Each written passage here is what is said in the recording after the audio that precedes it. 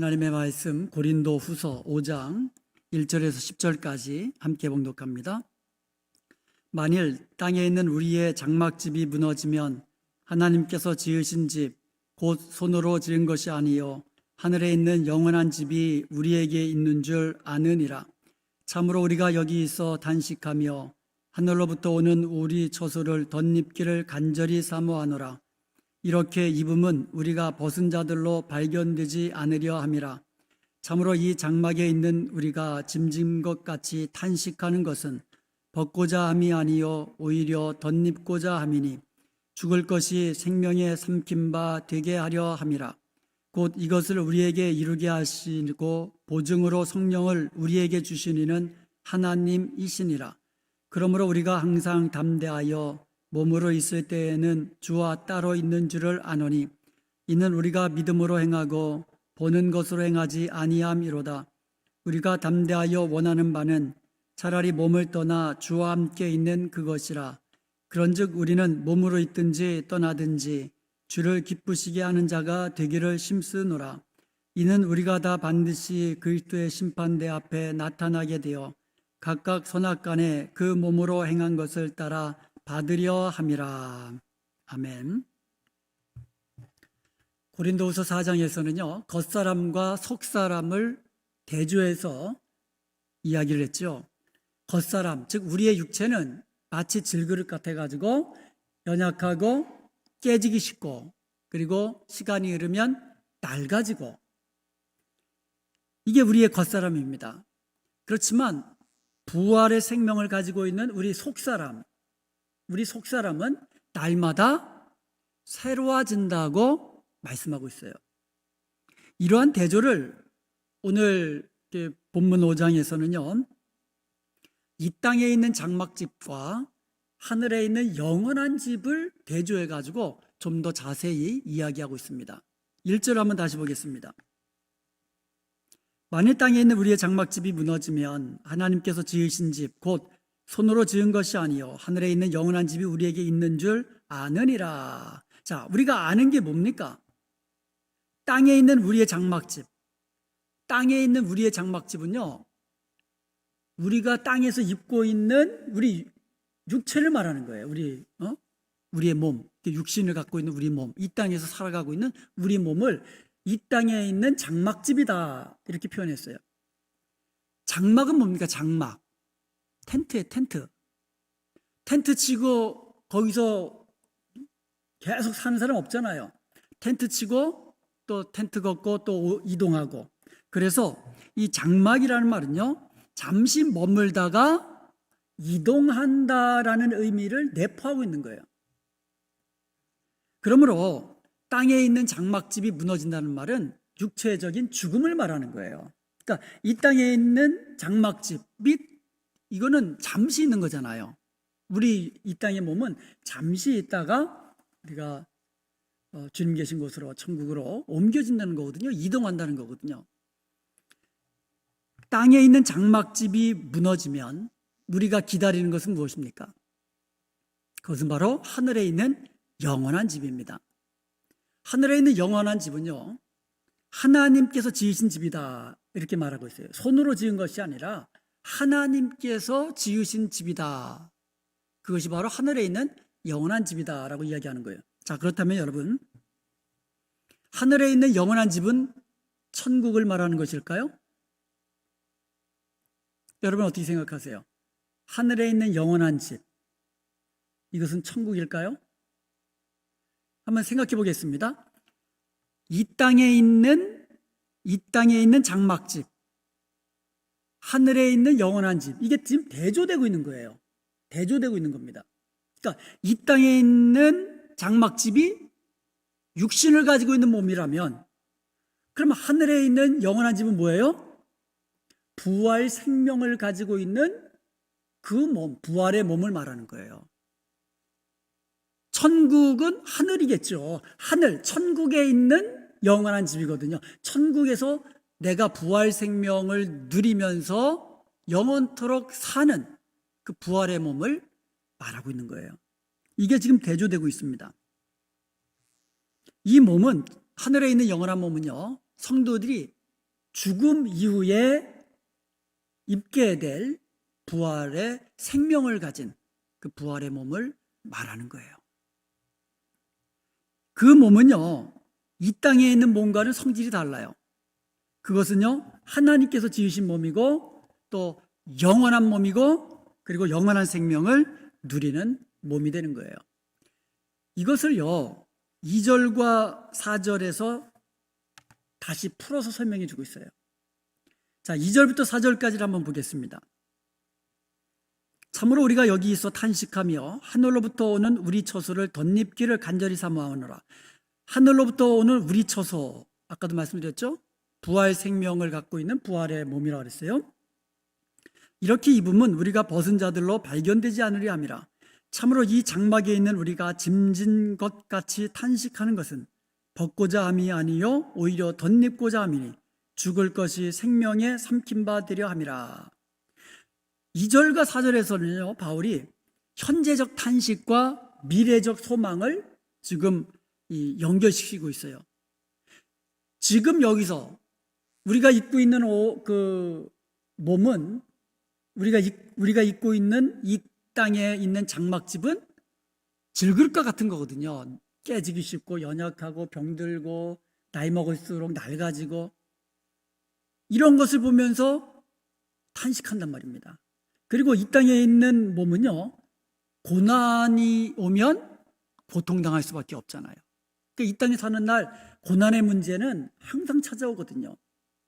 즉, 지금 여기서 질그릇과 같은 현재의 그 연약한 몸에 대한 탄식이 있지만 하늘로부터 오는 영원한 몸을 덧입기를 소망하고 있는 거예요. 그것을 기대하고 있는 겁니다. 그래서 그것을 지금 계속해서 연결시키고 있는 거예요. 현재적으로 탄식이 있지만 미래의 영원한 그 몸, 영원한 집, 그것을 덧입는 것을 소망하고 있다는 것. 이것을 연결시키고 있다는 거죠. 하늘의 몸, 새롭고 영원한 몸을 덧입으려는 목적이 있어요. 그게 뭐냐면 4절 하반절에 보면 죽을 것이 생명에 삼킨 바 되게 하려 함이라. 즉 바울이 원하는 것은요, 지금 질그릇과 같은 육체를 그냥 집어 던져버리는 것을 원하는 게 아니에요. 그것이 아니라 우리가 있게 될 부활 생명을 소망하고 있다는 거예요. 부활의 몸이 얻게 될 생명은요, 이 세상에 속한 죽음과 이 세상에 있는 모든 것을 멸할 것이기 때문에 그것을 소망하고 있는 거예요. 그러므로 성도는요, 죽음이 더 이상 슬픔이 아니에요. 왜냐하면 죽음은 뭐예요? 하늘에 있는 영원한 집을 옷 입는 것이기 때문에 죽음은 더 이상 슬픔이 아니란 얘기죠. 죽음이라는 것은, 성도에 있어서 죽음이라는 것은 이 땅에 있는 이 장막집을 벗어버리는 것, 이것만이 아니라는 거죠. 성도들에게 있어서 죽음이라는 것은 뭐예요? 이 땅에 있는 장막집, 질그릇과 같은 육체를 벗어버리고 하늘에 있는 영원한 부활의 생명을 옷 입는, 이것이 죽음이라는 거죠. 그렇기 때문에 성도에게 있어서는 죽음은 더 이상 슬픔이 아니고 소망이 되는 거예요. 소망. 5절 한번 보겠습니다. 곧 이것을 우리에게 이루게 하시고 보증으로 성령을 우리에게 주신 이는 하나님이시라.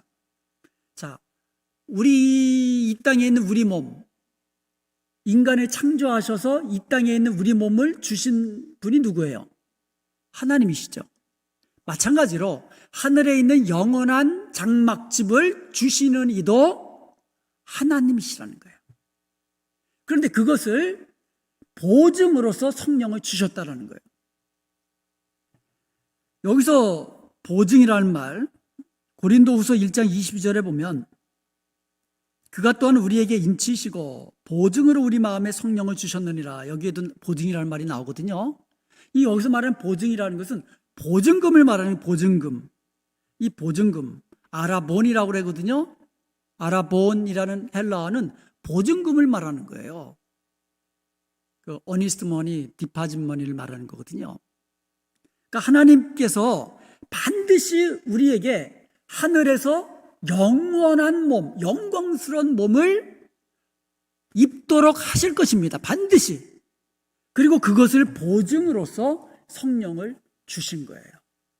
그러니까 성령이 우리 안에 있다는 얘기는 우리가 죽어도 반드시 부활의 몸, 영원한 생명을 가진 그 하늘에 있는 집을 우리가 입게 될 것이라는 거죠.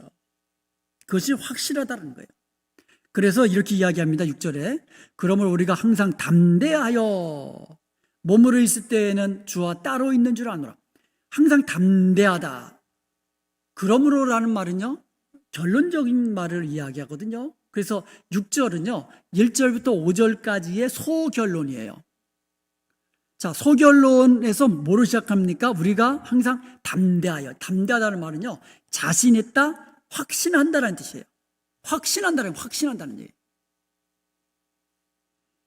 바울은 항상 확신하고 있는 게 있어요.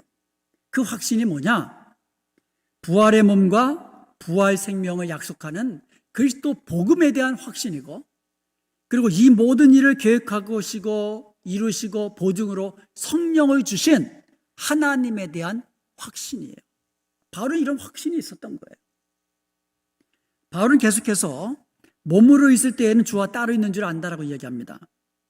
여기서 바울은요 상반되는 두 단어를 사용합니다. 몸으로 있을 때라는 말하고 그다음에 따로 있다, 있을 때라는 말하고 따로 있다라는 말을, 이게 굉장히 반대되는 말이거든요. 이게 좀 반대되는 말인데, 이 말이 헬라어로 엔데메오라는 말하고 ek데메오라는 말, 엔데메오 앞에 엔이라는 말 뭐뭐 안에서라는 뜻이고, ek이라는 말은 out from 뭐뭐 밖으로라는 뜻이거든요. 엔데메오라는 말은요 집에 있다라는 뜻이에요. 집에 있다. 반대로 ek데메오라는 말은요 집을 떠나 타지에 있다라는 뜻이에요. 그러니까 바울은요 지금 이 땅의 몸, 이 땅에 있는 몸을 엔데메오라고 얘기하는 거예요. 집에 있다. 그런데 ek데메오, 이 땅에 있는 몸을 떠난다. ek데메오라는 말을 쓴 거거든요. 엔데메오, ek데메오라는 말은요 신약 성경에서 오직 그 6절, 오늘 본문 6절, 8절, 9절에만 각각 3번 사용됐어요. 그러니까 6절에 한 번씩, 8절에 한 번씩, 9절에 한 번씩 이렇게만 사용된 단어예요. 이 땅에 있는 몸은 떠날 수 있는 집으로 묘사한 거예요. 그러니까 우리가 영원히 이 땅에 있는 몸이 영원하다 그게 아니고요. 언제든지 누구든지 떠날 수밖에 없는, 떠나게 되는 몸, 여기에 비유한 거예요. 그래서 거하거나 떠날 수 있는 집에다가 이 땅에 있는 몸과 부활의 몸을 비유적으로 지금 설명하고 있다는 거죠. 이 땅에 있는 몸은 거할 수 있는, 이 땅에서 거하는 몸. 그렇지만 떠날 수도 있거든요. 부활 생명을 얻기 위해서. 바울은 땅의 몸을 입고 있는 지금도 성령을 통하여서 그리스도와 함께 그리스도 안에 거하는 것을 확신하고 있습니다. 우리가요, 이 땅에 우리가 살고 있지만 성령님과 함께 그리고 그리스도 안에 함께 있다는 것을 우리는 믿음의 눈으로 우리는 확신할 수 있어요. 그렇지만 이 땅에서는요, 우리 주님이 입고 계시는 부활의 몸은 우리가 그 부활의 몸으로 주님과 함께 있지는 않아요. 그것을 이야기하는 거예요. 우리가 믿음으로 주님과 함께 있다는 것을 우리가 믿음으로 확신할 수는 있지만 주님과 같은 부활의 몸으로 주님과 함께 있지는 못하다는 거예요. 그렇기 때문에 바울은요 6절에서 8절까지 이 땅에 있는 육신의 장막을 다 벗어버리고 주님처럼 부활의 몸을 가지고 주님과 함께 거하는 것을 소망하고 있다는 거예요. 그러니까 어떻게 보면 이 굉장히 그 죽음에 대해서 이 바울은 초월하고 있다는 것을 알 수가 있죠. 7절 한번 보겠습니다. 그 이유는 이렇게 이야기할 수 있는 이유는 우리가 믿음으로 행하고 보는 것으로 행하지 아니함이로다. 여기서요, 보는 것으로 행하는 것과 그 다음에 믿음으로 행하는 것과 또 대조가 나오고 있어요. 보는 것으로 행하는 것과 믿음으로 행하는 것은 서로 다른 이야기예요. 로마서 8장 24절에 보면 우리가 소망으로 구원을 받았음에 보이는 소망이 아니니 보는 것을 누가 바라리요? 눈에 보이는 것을 누가 바랍니까? 눈에 보이는데요. 그리고요, 보는 것으로 행하는 것은 믿음으로 행하는 것이 아닙니다. 물이 갈라져야만 걷는다. 갈라지기 전에도 하나님께서 갈라지게 하실 것을 믿는 그 믿음이, 그게 믿음 아닙니까? 믿음은 바라는 것들의 실상이요 보이지 않는 것의 증거다라고 이야기하고 있어요. 바라는 것, 보이지 않는 거예요. 바라는 것, 보이지 않는 것의 실상이고 증거가 되는 것이 믿음이에요. 보이지 않는 것을 마치 보는 것 같이 믿음으로 행하는 것, 이게 믿음이라는 것이죠. 믿음은 보지 못하는 것을 보는 것이에요. 하나님 볼 수 없지만 하나님을 믿잖아요. 이게 믿음이에요. 하나님은 우리 눈으로 보이지 않아요. 그러나 믿음으로 믿는 거예요. 우리가 보이지 아니하는 하나님을 믿고 우리는 예배드리잖아요. 우리가 하나님 앞에서 예배한다 그랬잖아요. 우리가 찬양을 하나님께 찬양하는 거잖아요. 우리가 기도를 하나님께 드리는 거잖아요. 눈에 보이지는 않지만 눈에 보이지 않는 하나님이 계심을 믿고 예배하고 찬양하고 기도하는 것, 이게 우리의 믿음 아닙니까? 주님이 우리와 함께 하시는 것 보이지 않잖아요. 그런데 성경에는 뭐라고 말합니까? 주님이 우리와 영원토록 함께 하신다 그랬거든요. 그러니까 주님이 우리와 함께 하시는 거예요. 이것을 믿음으로 믿는 거예요. 지금은 부활의 몸을 볼 수 없습니다. 우리가 부활의 몸은 우리가 볼 수 없어요. 주님 다시 오실 때에 우리가 부활의 몸을 우리가 입게 되거든요. 그 몸을 우리가 볼 수는 없어요. 그렇지만 보이지는 않지만, 볼 수는 없지만 지금 여기서 그것을 보는 것 같이 믿고 확신하는 것. 주님 다시 오실 때 우리는 반드시 부활의 몸을 가지고 영원한 생명 누리게 될 것을 우리가 지금은 보이지 않지만 그것을 믿는 것. 이것이 바로 저와 여러분, 우리 성도들, 크리스천의 믿음이고 삶의 방식이라는 거죠. 우리 성도들은요, 그래서 보는 것으로만 행하는 것이 아니에요. 믿음으로 행하는 사람들, 그 사람들이 크리스천이에요. 그래서 8절에 이렇게 이야기합니다. 우리가 담대하여 원하는 바는 차라리 몸을 떠나 주와 함께 있는 그것이라. 여기서 몸을 떠나는 것, 이게 뭘 말하는 거예요? 죽음이죠, 그죠? 몸을 떠나는 것, 이 땅에 있는 장막집을 벗는 것, 이 땅에 있는 장막집을 떠나는 것, 전부 다 죽음을 의미하는 거예요. 여기서 성도의 죽음이 뭐냐? 다시 한번 이야기해 주고 있어요. 우리가 담대하여 원하는 바는 차라리 몸을 떠나 주와 함께 있는 그것이라. 우리 성도의 죽음이란 뭐냐? 인간의 몸을 떠나 주님과 함께 있는 상태로 들어가는 것, 이게 죽음이라는 거죠. 그러니까 이 성도들에게 있어 죽음은 더 이상 두려움이 아니죠. 소망이고 고대하는 바고 강하게 열망하는 바고. 그렇기 때문에 우리는 이 땅에서도 주님이 주신 사명 그냥 죽기까지 감당하면서 달려가다가 주님 부르시는 날에 천국 바라보면서 믿음으로 소망 중에 그렇게 주님 품으로, 주님과 같은 모습으로 옮겨가는 것, 이게 성도의 죽음이라고 말하고 있는 거예요.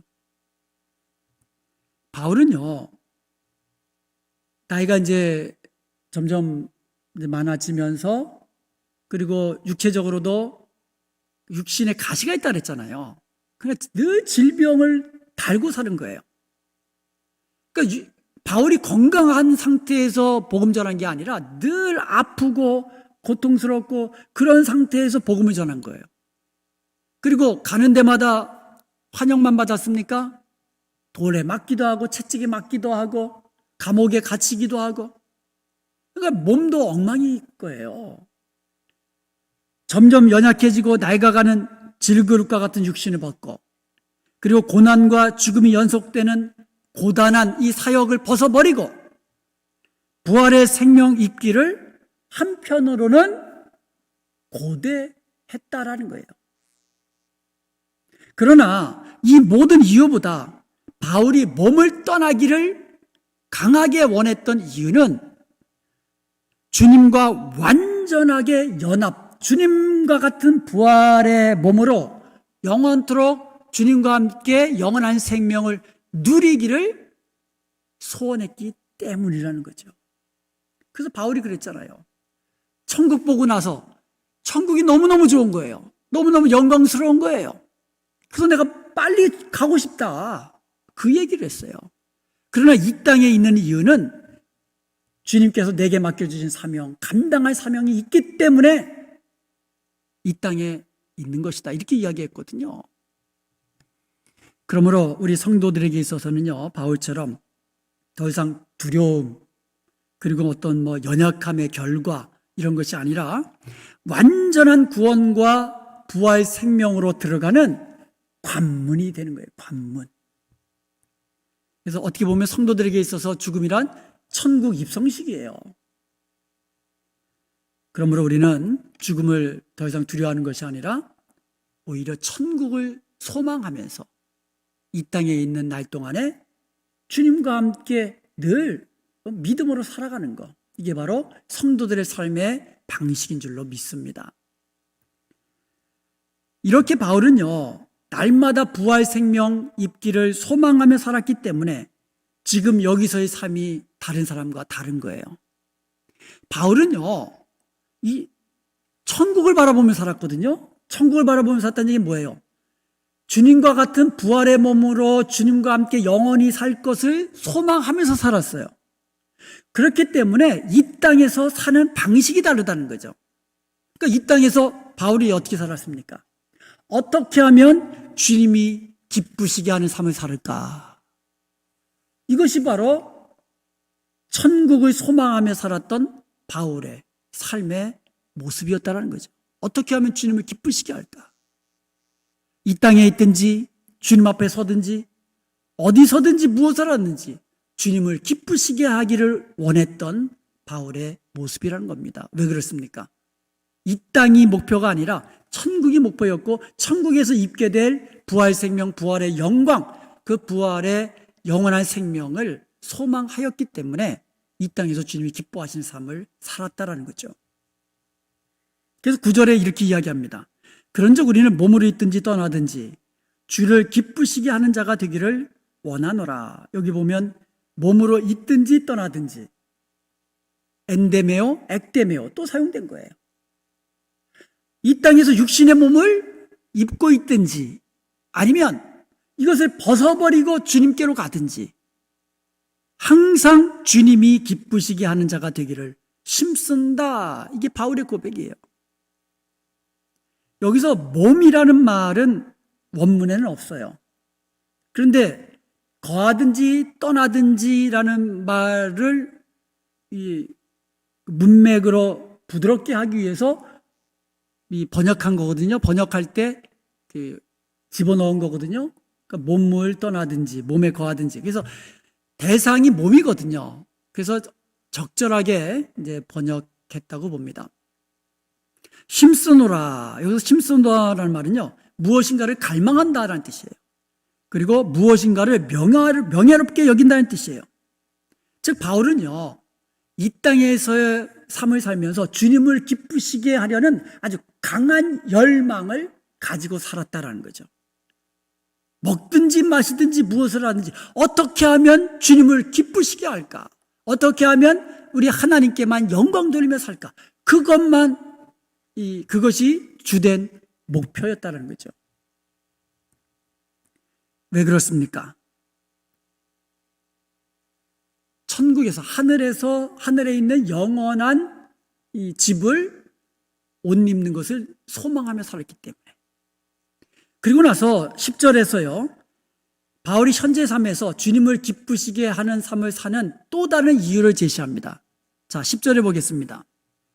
이는 우리가 다 반드시 그리스도의 심판대 앞에 나타나게 되어 각각 선악간에 그 몸으로 행한 것을 따라 받으려 함이라. 바울뿐만 아니라 우리가 다 그랬거든요. 우리가 다 반드시. 바울뿐만 아니라 우리 모두 다 반드시 하나님의 심판대 앞에 서게 될 것이라는 거죠. 거기서 각각 선악간에 행한 대로 다 받게 된다고 그랬어요. 그것을 우리가 믿는다면, 눈에는 보이지 않아요. 아직 우리 앞에 다 닥치지 않았어요. 그렇지만 그것을 믿는다면, 그것을 확신한다면 이 땅에서 어떻게 살아야 되겠습니까? 주님이 기뻐하시는 삶을 살 수밖에 없는 거예요. 주님의 심판대 앞에 섰을 때에 주님께 책망받는 사람도 있을 것입니다. 반대로 주님께 아주 특별한 칭찬을 받는 사람도 있을 것입니다. 이렇게 우리가 최후의 심판대 앞에서 주님께 칭찬과 책망이 있다는 사실을 우리가 기억한다면 지금 여기서의 현재의 삶에서 주님이 기뻐하시는 대로 거룩하고 경건한 삶을 살게 되는 거예요. 이렇게 종말 의식을 가지고 살아가는 사람은요, 지금 여기서 주님이 기뻐하시는 삶을 살게 되는 거예요. 이 땅의 것 바라보고 이 땅의 것을 목표로 살아가면 어떻게 하면 더 가질까? 이것만 생각하거든요. 어떻게 하면 높아질까? 어떻게 하면 이 땅에서 영광을 얻을까? 이것만 생각하다 보면 그것은 주님을 기쁘시게 하는 삶이 아니라 나를 기쁘게 하는 삶이고 나를 영화롭게 하는 삶이잖아요. 그렇지만 우리는요, 이 땅에 있는 몸은 벗어버릴 거라는 거예요. 잠시 잠깐 오면 이제 벗어버리는 거예요. 그리고 하늘에 있는 옷을 입을 거란 말입니다. 그리고 주님의 심판대 앞에 서게 될 것이라는 겁니다. 이것을 우리가 믿는다면 우리 바울처럼 우리도 이 땅에서 어디 있든지 무엇을 하든지 주님이 기쁘시게 하는 삶을 살게 되는 줄로 믿습니다. 빌립보서 3장 13절과 14절에 보면 형제들아 나는 아직 내가 잡은 줄로 여기지 아니하고 오직 한 일 즉 뒤에 있는 것은 잊어버리고 앞에 있는 것을 잡으려고 표대를 향하여 그리스도 예수 안에서 하나님이 위에서 부르신 부르심의 상을 위하여 달려가노라. 부르심의 상을 위하여 달려가는 이 바울의 모습, 이것이 바로 우리의 삶의 모습이고 우리의 고백이 되길 원합니다. 그리하여 우리도 바울처럼 하늘에 있는 영원한 장막집, 즉 부활의 몸을 입고 부활의 생명을 영원토록 누리게 될 그 소망을 가지고 이 땅에서도 주님이 기뻐하시는 삶을 사는 저와 여러분 되시기를 주님의 이름으로 축원드립니다.